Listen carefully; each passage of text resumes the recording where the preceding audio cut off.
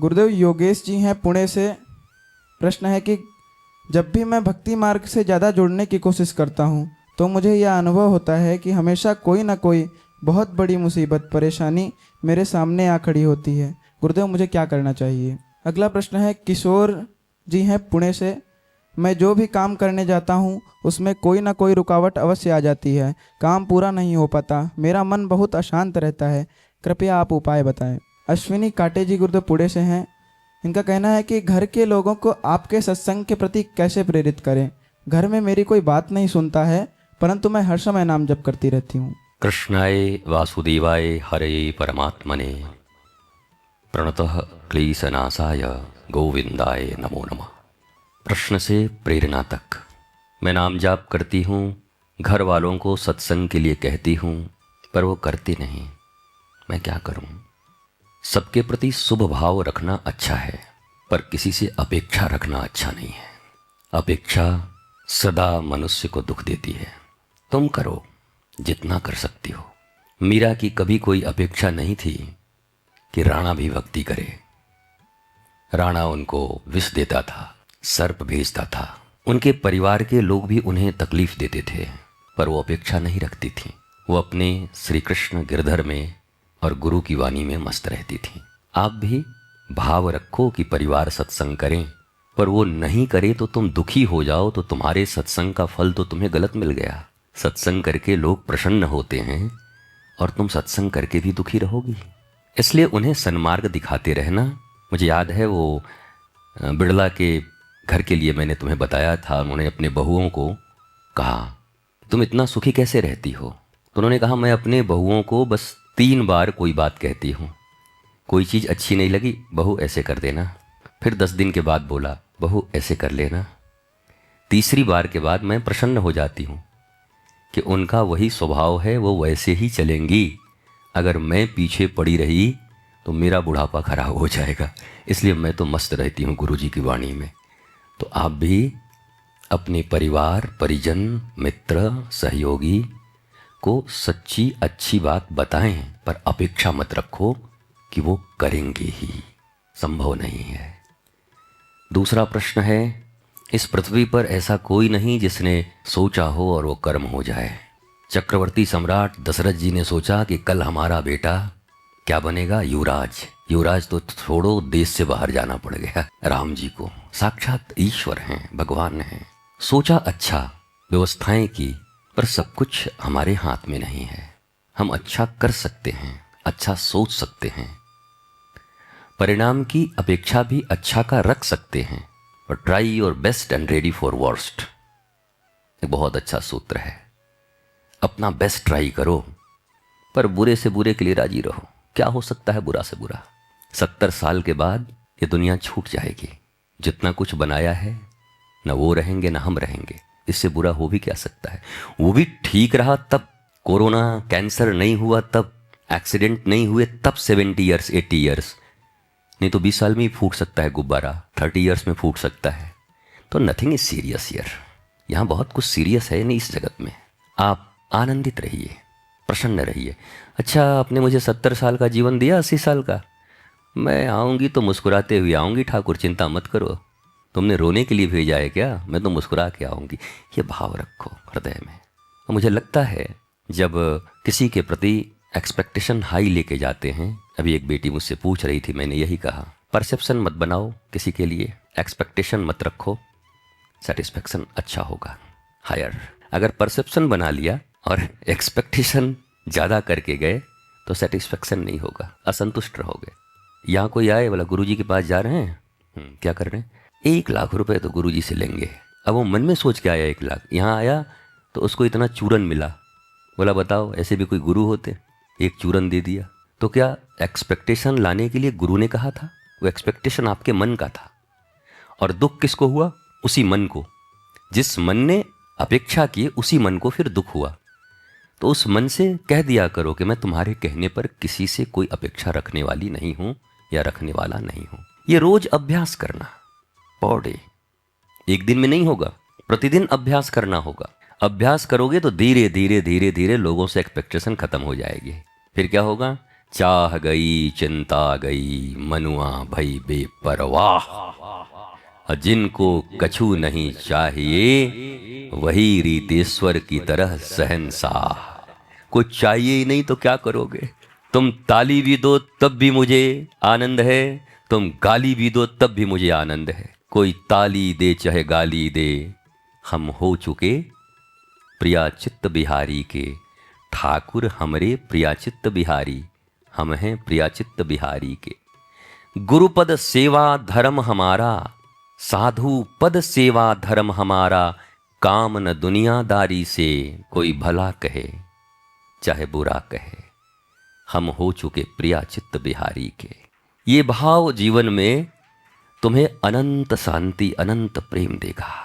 जो भी मैं काम करने जाता हूँ उसमें कोई ना कोई रुकावट हमेशा आ जाती है। कभी मेरा काम कोई पूरा नहीं होता, मन बहुत अशांत रहता है। मैं क्या करूँ? प्रश्न तो मेरा भी यही है, पर मेरा मन अशांत नहीं होता। मैं भी सोचता हूँ कि सच्चे धर्म का प्रसार पूरे भारत और पूरी दुनिया में हो जाए। सत्य, knowledge is the key of success, knowledge is the key of blissfulness. मैं भी चाहता हूं, इतने लोग दुखी हैं दुनिया में, सब ज्ञान से भर जाएं, पर हो नहीं रहा। पर मजे की बात है कि मैं दुखी भी नहीं हूं उसके लिए कि नहीं हो रहा। मैं गिलहरी की तरह प्रयत्न कर रहा हूं अपना मस्त होके। मुझे पता है किसी न किसी दिन राम अपने हथेली में उठाएंगे और कहेंगे, रितेश्वर तुम्हारे काम से मैं बहुत प्रसन्न हूं, तुम मेरे प्रिय हो। बस यही मुझे चाहिए और कुछ चाहिए नहीं। मेरा कोई एक्सपेक्टेशन नहीं है। हम भी बहुत कुछ सोचते हैं।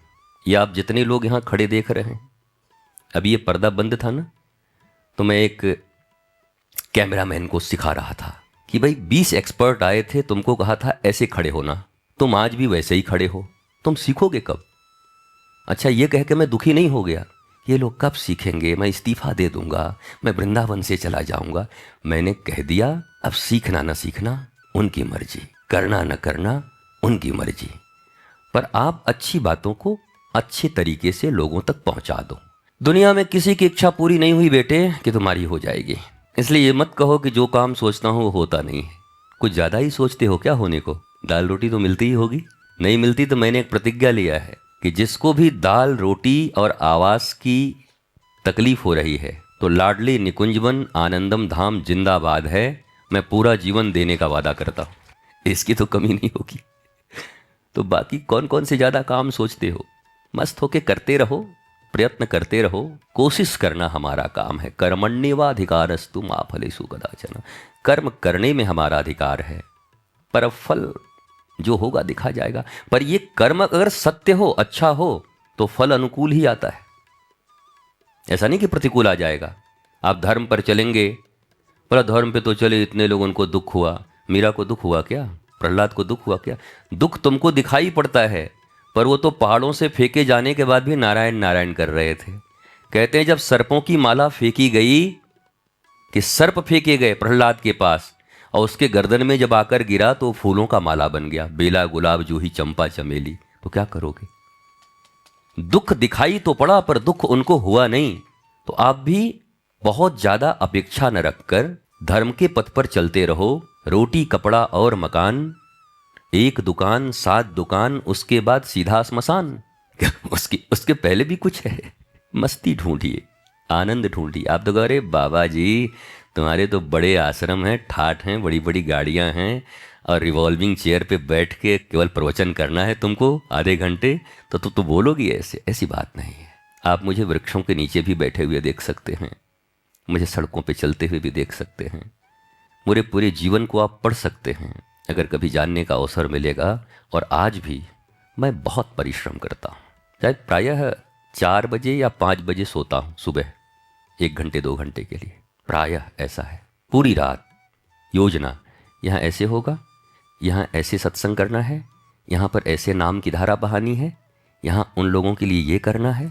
हम भी करते हैं, प्रयत्न करते हैं, पर मैं नौकरी की तरह नहीं करता। मैं नौकर नहीं हूँ, प्रभु ने इतना दिया है, कर रहे हैं। मजबूरी में नहीं करता, न मजदूरी करता हूँ। ठाकुर के सामने अरदास लगा करके करता हूँ, आनंद आता है, अंतिम बात कह के विश्राम करता हूँ।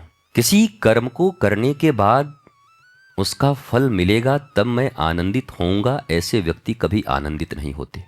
Listen me carefully.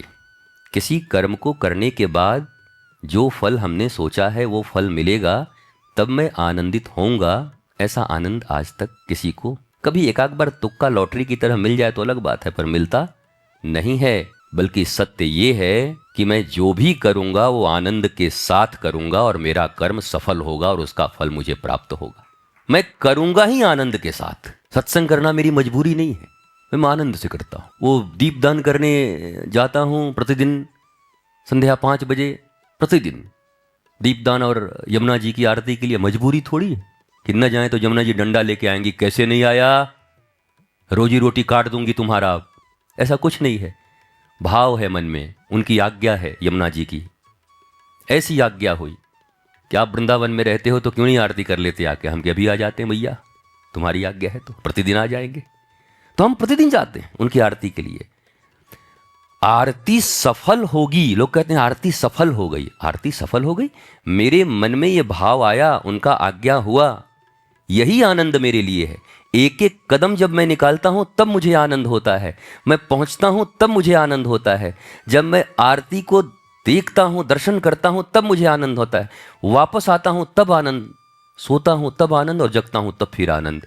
वो आनंद कहीं अटका हुआ नहीं है कि 4 से 5 तक आएगा। सरकारी नल है क्या कि संध्या 4 बजे से 5 बजे तक आनंद आएगा? जो भी कर्म करो आनंद के साथ करो। और मेरी ये बात गांठ बांध करके जाओ, अगर अपनी पूरी ऊर्जा और आनंद से कोई कर्म किया तो असफलता तुम्हें कभी नहीं मिलेगी। तुमने जो प्रश्न पूछा है उसका भी उत्तर मैं दे रहा हूं। तुम कह रहे हो ना मेरे काम नहीं होते, तुम दुखी ही पहले हो चुके हो कि मेरे काम होते ही नहीं हैं, जो काम में हाथ लगाते होते ही नहीं हैं।